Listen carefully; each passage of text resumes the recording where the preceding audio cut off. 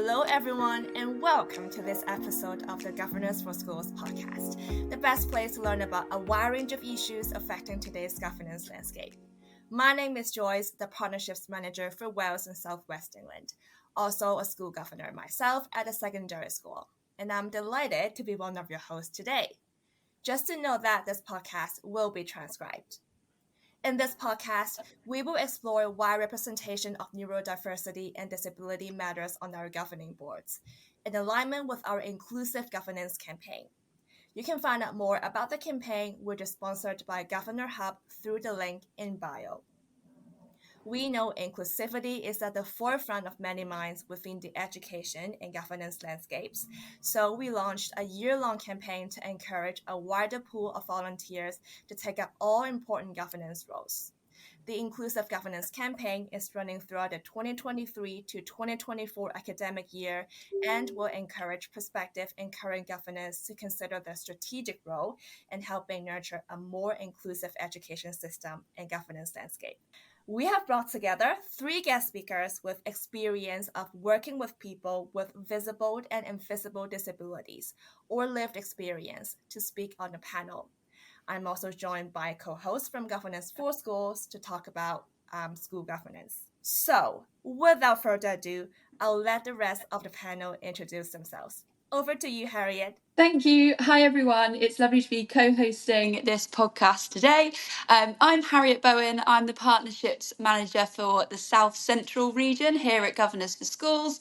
I'm also a school governor myself at my local primary school, so I'm really looking forward to kind of learning as we go along today. Hi everyone, my name's Sue Blyth and I have been the head teacher at Fourfields Community Primary School near Peterborough for 11 years. In 2018 we were named Britain's Happiest School.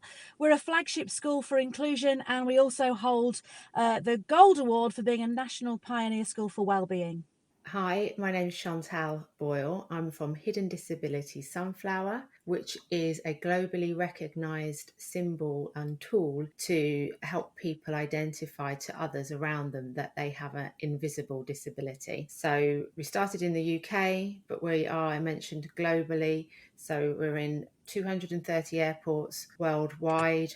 We are in lots of sectors, including retail, hospitality, leisure, sport, different forms of travel, education, and we do have a presence around the globe now. So that's me. Hiya, I'm Claire. I am a current co-opted governor at a small rural school in Derbyshire. I am also neurodiverse and I'm mum to neurodiverse twins who are unfortunately not in school due to autistic burnout. I have had previous roles in the NHS and higher education for inclusion and equality diversity, but I had to stop working to look after my kids in 23, so there's been a real abrupt kind of career change for me to support my family.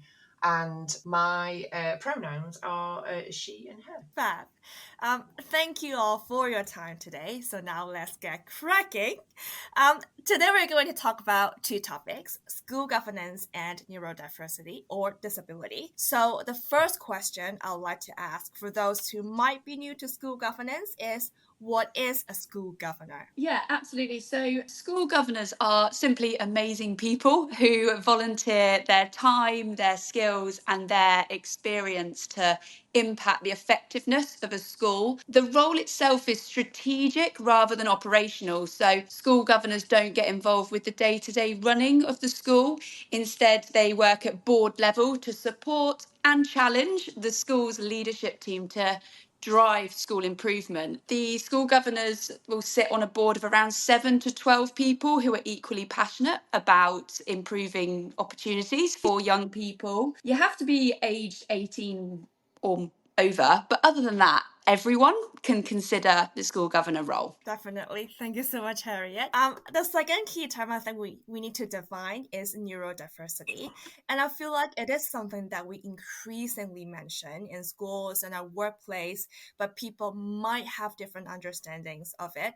So Chantal, what is neurodiversity? So neurodiversity is a difference in processing and way of interacting with the world. It's an umbrella term. So people who aren't neurodiverse maybe referred to as being neurodivergent, but the different identities that fall underneath that are autism, and these are some of them. There will be more, but the ones that will be more popular that people will know about, more common, are autism, dyspraxia, dyscalculia, ADHD, Tourette syndrome, ataxia, FASD, tic syndrome. So they are some of the ones which will be more well known. So it's a difference in thinking. It's a difference in way of interacting with the world. It doesn't mean, and when I say a difference to the other term which you may have heard is neurotypical. That's how society is set up. It's set up for neurotypical brains, and the systems are all set up in that way. So it's very difficult for somebody who does think differently and looks at the world differently to fit into this kind of round circle if you're a square. The analogy is which I would use to describe that. But in supportive environments, neurodivergent people can absolutely flourish. They have so much to bring to the table. It's really important that we have diversity of thinking as a society, as a culture, as a world. Very often you may have a comorbidity, which means that you'll have a co-occurring condition. So not always, but quite often if somebody is autistic, then they may also have ADHD or dyslexia or one of the other ones that I've mentioned as well. So there's a lot to navigate if you are neurodivergent, living in a neurotypical society. There's different ways in how neurodiverse people interact. I'm thinking particularly with ADHD and autism. So there will be differences of maybe social interaction, social cues, not picking up on social cues as well, which makes that social integration can be a bit challenging at times if people don't understand and are not able to adapt the way in which they interact with one another. One of the things that we find that how we were raised and brought up is if you don't look at me, you're being very rude, you're not listening. And for many people who are neurodivergent, that's actually a painful thing to have to do. And whilst they're putting all their energy and focus in looking at you, they're not able to actually concentrate on really what's happening here. So you're not getting the full person and you're actually causing physical pain to that individual. Everybody is different. So what I'm saying here might not apply to every single person, but there will be elements of this. Also to say, I'm not an expert on neurodiversity, but these are the things that I have learned through working at Hidden Disabilities Sunflower, because of course the sunflower is for everybody who has an invisible disability, of which we know there are over 900. So, but neurodiversity is a huge element of that. It's important that this podcast is happening and taking place, and that we look to learn and educate ourselves about what those differences are so that we can make adaptations to affect equity within the world in which we live. Yeah, thank you so much for explaining. And I really like what you said about we're all different, but we all have something to bring to the table. Great. So now that we've gained more clarity on the key terms, let's talk about the importance of raising awareness of neurodiversity or invisible disabilities in schools. So what are your thoughts, guys? Sure. I would say that certainly since the pandemic, in schools, we've seen a huge increase in children coming to school with additional needs. So, for example, before the pandemic, we had in a two-form entry primary school of 450 children, we would have had 10 children with an educational healthcare plan. That's now increased to 32.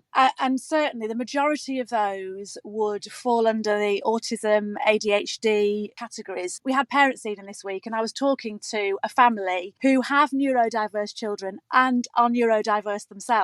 And we were talking about, when they were at school, how it just wasn't recognised and how school was a very different place for them and how it was very difficult. I think, at our school, at Fourfields, we've worked really hard to raise awareness for everybody, for the whole school community. So obviously we work very hard with our own school staff, because as the numbers increase, the awareness for staff needs to improve. And so, we had to look at things like changing our behaviour policy, changing how we dealt with behaviour. We run a very therapeutic approach to how we deal with children's behaviour. We talk all the time about equity. Our children absolutely understand equity. They understand that, if I'm left-handed, I might need a left-handed pair of scissors. But if I find the school environment overwhelming, I might need to wear ear defenders. I might need to go into a quiet space to work. And so we've had to create lots of different spaces in school where, we can have a regulation area, and children will articulate that their friends are not being naughty. It's just how they need to express themselves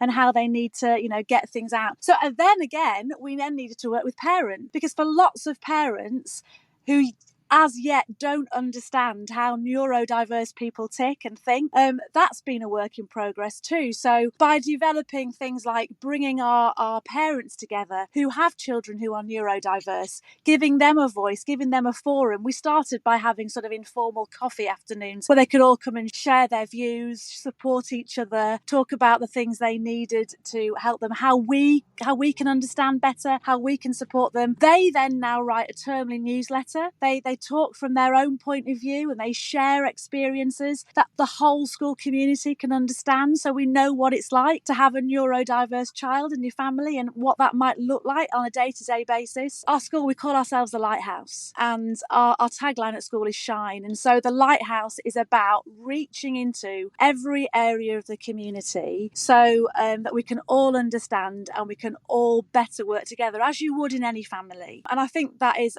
Harriet is one of my school governors, so I think she would say that is absolutely a strength of the school, that we all recognise each other, we all recognise that we're different, we can verbalise and articulate equity, and we all start to get that out into the community, so there's a greater awareness of how we can support these people. Absolutely, and I can vouch for all of that as one of your governors at Fourfields. It's a fantastic school, and I think you made a really interesting point there about, it is about the wider community. It's not just about the children. Yes, they're important, but it's about their families, it's about the staff at the school, and it's about the wider community. And as a governor, that's something that you have to really think about. You're going to be looking at the school improvement plan, you're going to be looking at strategies and policies. So we need to be the voice of that wider community, and that is why having a diverse governing board of lots of different people with lots of different skills and experiences and backgrounds, because you really do need to be the voice of, for example, people who are part of that neurodiverse community. Yeah, I agree with everything you guys just shared. Just a lot of great stuff there. And Claire, I know you're also a school governor yourself, and I also know that you are so passionate in supporting people with neurodivergence. So tell us about why you wanted to be involved in school governance in the first place and how you found this role so far. Thanks, Joyce. Initially, I joined as a parent governor because I wanted to help the leadership of the school. We are a small village school, really different to what Sue's described. I think we've got like 56 on roll. So we have mixed age classes. We have the luxury of the size of the classes allows the staff and the community, because we have a lot of volunteers in school, to work closely with the children. From the point of view of being a governor, it's an amazing thing to do. You think that you haven't got anything to offer, but you soon appreciate that your enthusiasm and your expertise is really needed. It helps you develop your skills, and I would say I've learned so much in the role. I remember one of the things that we do is you will go into school and do some kind of monitoring visit, and that helps you make sense of things like the school improvement plan that Harriet talked about, because it brings it to life. So on a school visit once, we were sat and I was working with a teacher, and we were talking about peer-on-peer bullying, and we were exploring how the school vision was being realised through how the children understood what their role was in supporting each other and alerting if they were concerned about anything. So we were sat in a table, one of those tables where your knees are like scrunched up to your chest and you kind of like sat with really little people. And I'm quite tall, I'm nearly 6 foot, so I was sat there really scrunched up into a ball. And one pupil was sat near me and leant over, and we were talking about how we might be bullied. And I said, oh, well, I'm autistic and I was bullied when I was at school because I was different. And this kid leant over and he went, oh, I'm autistic too. And there was a kind of a bit of a pause on the table, and I looked at this person and I said, brilliant, it's really lovely to meet someone who's a little bit like me, because we are quite different, aren't we? And that really made a difference to that individual in the moment. And then it led to a question on the table to the other pupils. Has anyone ever talked about autism or asked about autism before? And it was like, no, not really. And I think that hesitancy and reticence of staff and our volunteers to talk about that is about people's anxiety of getting it wrong and saying the wrong thing. And I wondered, how that experience could be different for that for that pupil to see themselves reflected in the school. And so I think it's really important as a governor that if you are being able to bring different lived experiences to that role, that it just changes people's perspectives. Yeah. Absolutely. It's all about representation as well, isn't it? That child that you were speaking to on that table had a moment of like, oh, there are other people like me, there's adults like me. And that can be really, really powerful when you think, of how important it is for children to have role models and people to look up to and people to relate to. I think that's a lovely experience that you've had there. Yeah, definitely. And I think whether you volunteer your time and energy in a small school or a big school, definitely you have something to bring to the table. You have so much to offer as a parent governor, foundation governor, whatever governor you are. So thank you for sharing, Claire. I guess my next question then is, how can neurodiversity on governing boards lead to better outcomes for staff, pupils, and the broader community? And it would be great if you could share with us some specific examples as well. I think that neurodiverse people can bring kind of a unique perspective really to schools, a first-hand experience that can help the rest of us foster a greater understanding and empathy within the governing body. So when we're looking at policies and practices, those policies, by having neurodiverse individuals on the governing body, they can lead to practices that are more inclusive and supportive of staff and students and parents who are neurodiverse and people within the community. We do have a member of our governing body who is neurodiverse, and I think he often will bring a different thinking style and an approach to problem solving that I've never thought about before, that challenges me. And that's brilliant, because as someone who's been in school for 30 something years, to have another individual come and say, actually, have you thought about it this way?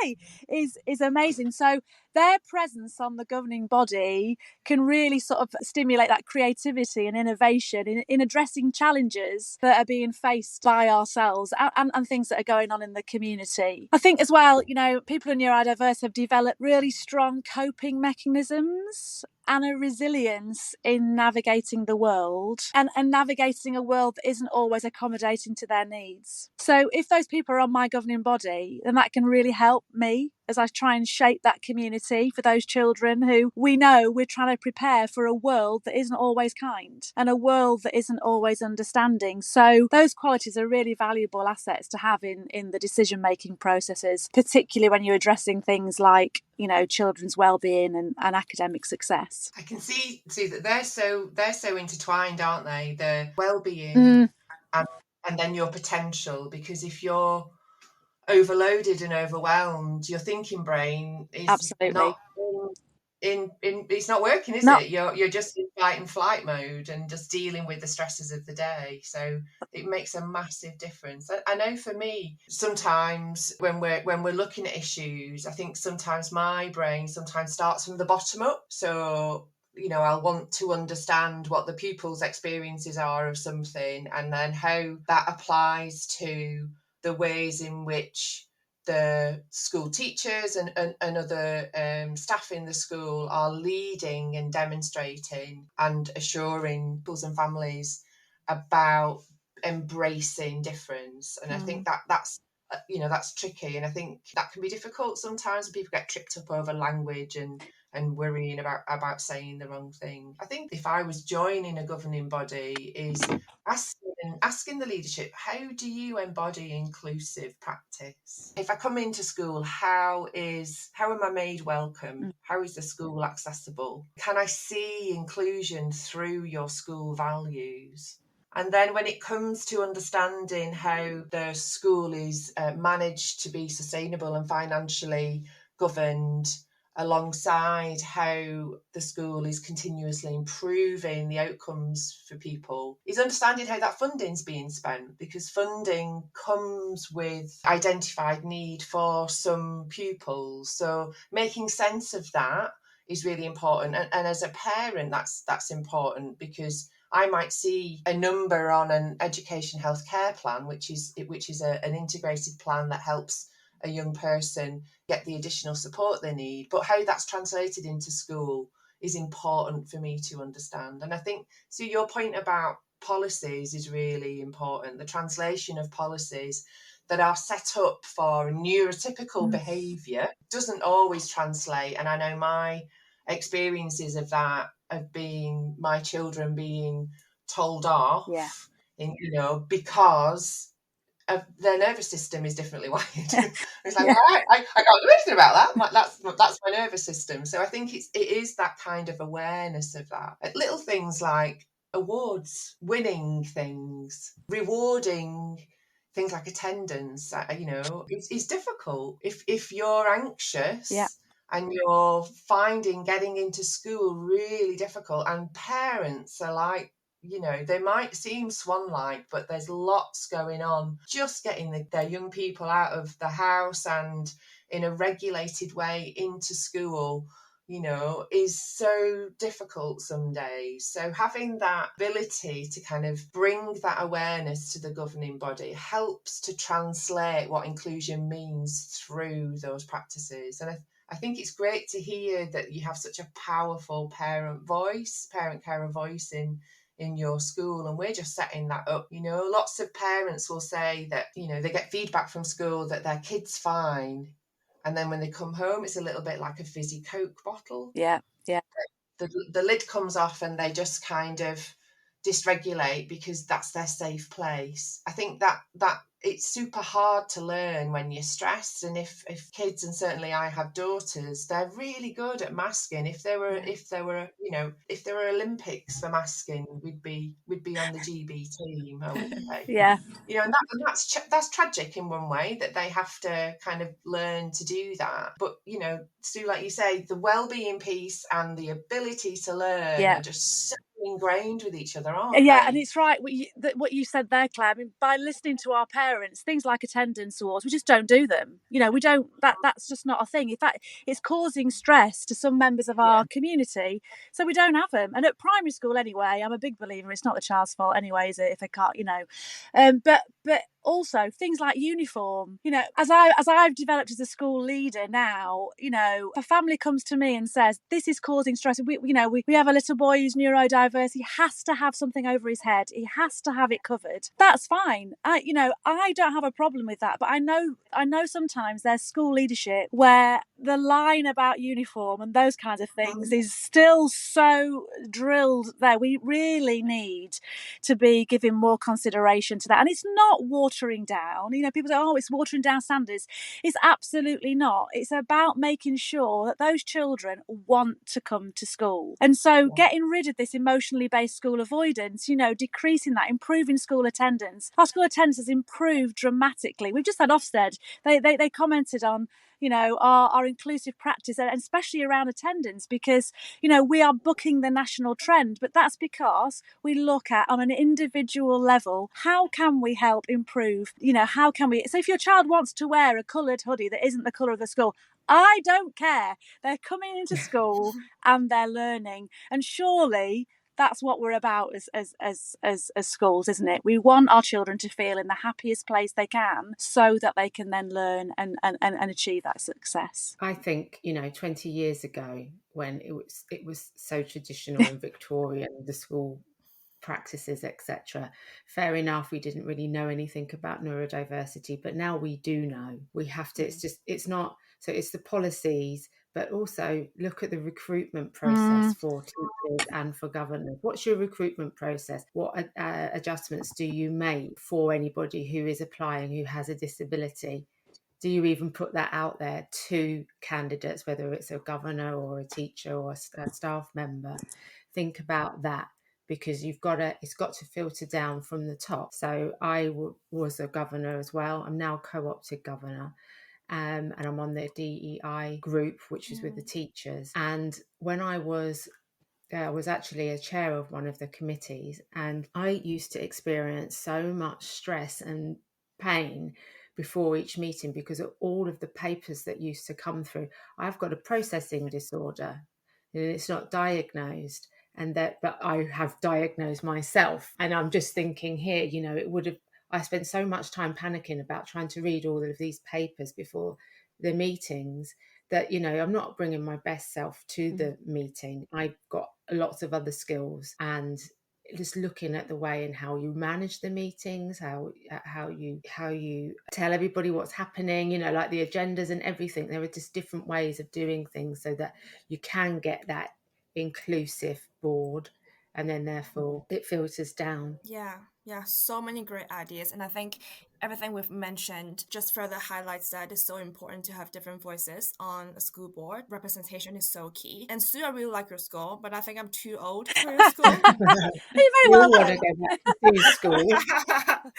Claire, is there anything you wanted to add about how you navigated the governor role as someone who's neurodiverse? Yeah, so I think first of all, my neurodivergence is my neurodivergence. And I'm probably maybe like quite a few parents. So as I was understanding my kids' neurodivergence, pennies were dropping for me. And I was having light bulb moments. So I was sat through the assessments for ADHD and for autism and for dyslexia and for dyscalculia. And I was going, that's me. Mm-hmm. Okay. And I have had a narrative in my head all my life of not really struggling, looking around, seeing the person next to me on the table and thinking, they're finding that really easy. Why aren't I?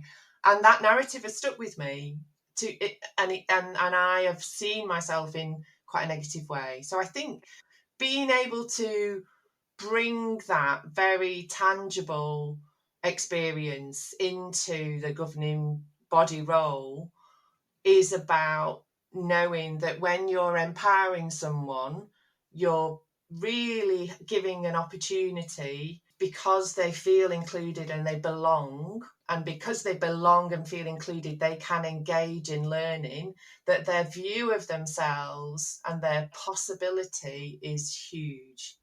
I think one of the things I've found as a governor is that people can be misinformed, and it's not from a cruel place. We didn't really talk about neurodivergence previously. So I think it's important that we call people in rather than call people out. I think it's important that we welcome conversation, although I don't want to be the kind of token, and I'm not the tokenistic neurodivergent person on the board that everybody wants to ask. I think everybody has to become inclusion literate, and that's essential, because it's quite tiring to be, providing a narrative on how I'm thinking or doing or being, alongside trying to do and be in the room at the same time. For me, I'm 53. I think I'm pretty good now at letting people know what my accommodations are, and I feel comfortable about sharing my neurodiverse identity, but not everybody will.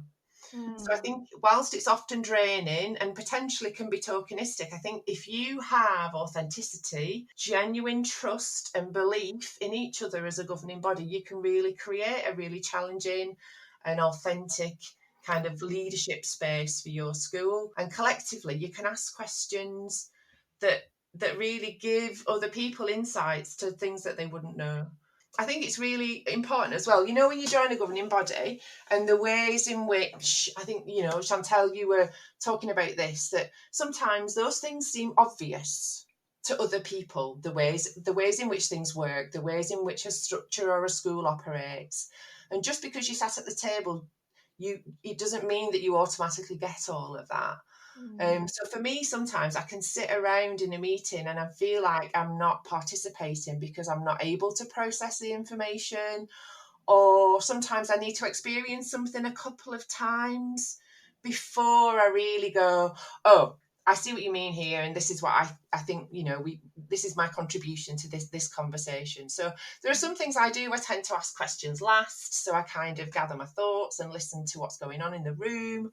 And it's quite helpful that I'm a chair, so that often happens anyways. I don't want to butt in. And I think it's important that, as a governor, if you're sat on a governing body, be mindful that if you've met one person who's neurodiverse and you've met one person who's neurodiverse, and what works for me probably won't apply, to other people. But being, the simple things like how the board is functioning, that, you get minutes and papers ahead, that you really think about how you present that information in simple, accessible ways. I think all of those things can make a difference. But ultimately, Joyce, I think it's about, if you have a neurodiverse governor on your governing body, is talk to them.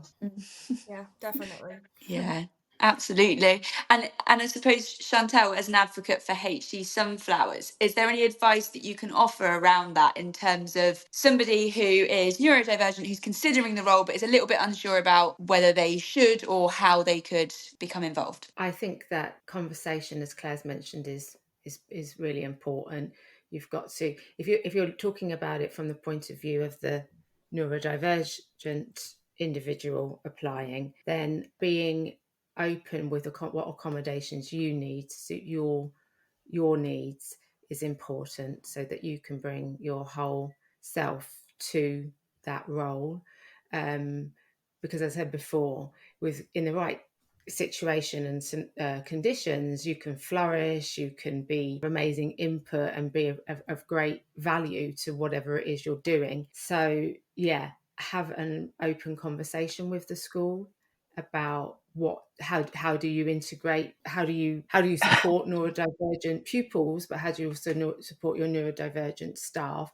I'd like to join, but these are the things that, if we're having a video meeting, I can't be on camera, for example, and you explain that before, rather than have, your call come on and then somebody's on blank and you're thinking, oh God, are they ill or whatever. So it's just being able to create an environment which is really safe. So from the point of view of Hidden Disabilities Sunflower, we call that a sunflower friendly space. So we would encourage all schools to join the Hidden Disabilities Sunflower. But it's for the staff, the governors and the pupils to understand what's an invisible disability, of which neurodiversity is included, and how to interact with a sunflower wearer. So for example, if you were going on a call, you could have a little I wear the sunflower in your email address, or you can have a background meeting if it's a video call, or you could wear a sunflower lanyard. The sunflower can be worn in lots of different ways, like virtually or physically, pin badges, whatever, and that lets people around that you have an invisible disability. And just kind of still going on about the sunflower here, it's if you're by wearing it, it's an ask for support or help, it's an ask to please be kind, it's an ask to please listen to me, so give me your full attention. Please ask for please don't judge me. All of the things that we've kind of discussed today, that a lot of that comes with judgment and shame, and actually we shouldn't be being viewed in that way just because we are different. Masking was being spoken about a lot today, so, and that feeling of when you get home having to to let that go, how painful that is. So if you see somebody stimming or rubbing their hands, or having to rub their body, or needing to sit on the floor, or having to get up and move around, don't judge. That's literally just being able to regulate and be in the room and be their whole self in the room. Having those fidget toys, or sensory toys I should say, available for somebody to pick up and to use, that just helps them get to the same level as the neurotypical person sat next to them, who's fine and not having to doodle everywhere. So yeah, understanding and respect, simple adjustments, don't marginalize yourself. So go for it if you want to become join a governing board, but as an individual in society, don't marginalise yourself. And I think if you feel confident and comfortable, then do explain the adjustments that you need in a work environment, but also in a social environment. I think that would really make a positive difference, because you can't expect people to just know. And as Claire has said, you've met one person who's autistic, that you've met one person. We're all different. So if you can help by sharing a bit of insight, then it will help. It is obviously on society as a whole to educate themselves. With the Hidden Disabilities Sunflower, we have a podcast called the Sunflower Conversations, and they are with lots of people about their lived experience. And there are lots on there with different people about if they're autistic or they've got dyslexia or ADHD. And it's so interesting. So you pick up these free tools that are around and educate yourself. Yeah, so good. And I believe your vision and your values that your organization does, Chantal, would benefit a lot of people. So that's amazing. Well, I don't know about you guys, but I've really enjoyed our conversation. I've learned a lot from you guys, so that's great.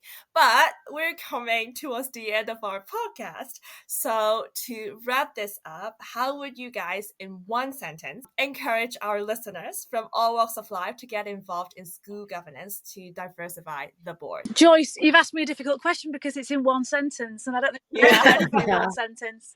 But I mean, I would say we need people from all walks of life, because our school communities are diverse, and we need a greater representation from, these minority communities. We need a greater representation from people who are neurodiverse. We need a greater representation from different ethnicities. They're not represented necessarily on school governing bodies. And so your voice is important. We need you as role models. You are leaders at the school. You shape the vision and the direction that a school can go in. And if you see that from, a different point of view, we absolutely need you. So please don't be afraid to give it a go. Oh, my sentence is everything that Sue said. Representation is key. If it's not on the board, then the children's voices are not being heard or considered. Yeah, and what Sue said. I would say as well that I think if you have a hidden disability, you've probably found school yourself, if you're of an age like myself, difficult. And so your memories of school might be, oh no. But you know what?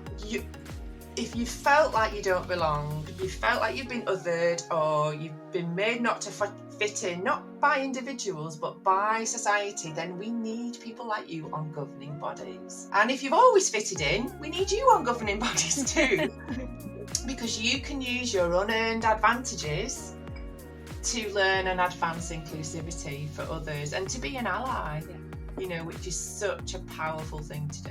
Thank you. Yeah, and my sentence is just go for it. Just go for it and apply to be a school governor, because hopefully, as you've taken away from this podcast, is we all have different experiences, we all come from different backgrounds, but we all have a voice, and we all need to use that voice to shape the future for our children. So yeah, definitely think about it, but yeah, strongly encourage you to get involved in school governance. Yeah, definitely just go for it, because there is a continual need for volunteers as vacancies register throughout the year, and governors are one of the largest volunteer groups across England and Wales, at a time where 77% of boards are struggling to recruit new governors and trustees. So it is really important that everyone who's eligible to be a school governor knows that it is something that they could consider. In the description box for this podcast, we have included our email address and our phone number. So if anyone would like to get in contact with us to ask any question or to ask for some support with their application, please do get in touch, as we're more than happy to help. In the description box, you'll also find the link to our application form. Your application form is where you can tell us a little bit more about your skills and your experience, any preferences that you have around how far you're willing to travel or what type of school you'd like to support. And you'll also complete a little personal statement that demonstrates your passions and your commitment to improving educational standards through governance. We will share this information with schools during the process of finding you a suitable governor role. That is about all we have time for today. Thank you so much to Sue, Claire and Chantal. And we wanted to highlight that we also have a range of free e-learning modules on a number of topics to introduce you to the key elements of the role. We also hold regular webinars so you can continue your learning and have the opportunity to ask our governance experts questions. Once placed as a school, you will also be given 12 months free access to online governor resources and a knowledge bank called Governor Hub. So once you've submitted your application, it is definitely worth checking out all those resources as well as any other of our podcast episodes which strike your fancy. Once again, thank you for listening and supporting us in increasing diversity on our school boards. See you guys next time.